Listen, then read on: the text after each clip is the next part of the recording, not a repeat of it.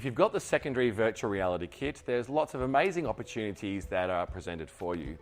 But because students are wearing a headset, they are essentially blindfolded in the classroom. That represents a couple of safety things that you as a teacher need to be aware of.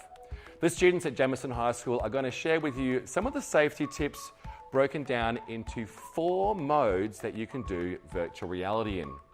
Mode number 1 is seated.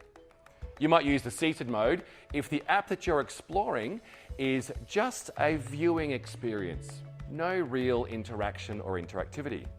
So the students are going to give you some advice around each of these 4 modes for you as a teacher to remain actively supervising and keeping students safe.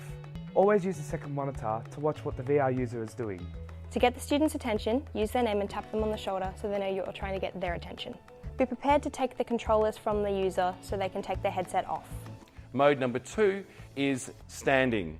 If a student is just standing, then the app experience might be just around ducking and moving around to change the perspective that they're using.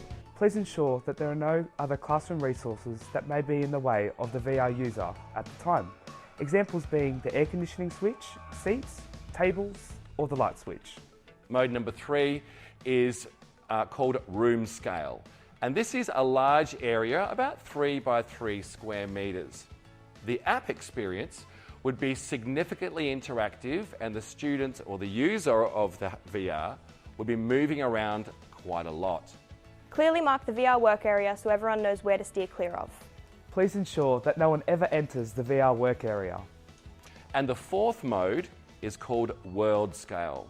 This is when the student is wearing a backpack and has a large area to move around in. You would use this mode if the experience that the student is using is highly interactive and extremely active. Ensure any other people in the room are in a dedicated space. Because virtual reality is potentially new in your classroom, consider drawing up some kind of a mutually negotiated rules and expectations so that all the students and staff have an agreed set of rights and responsibilities.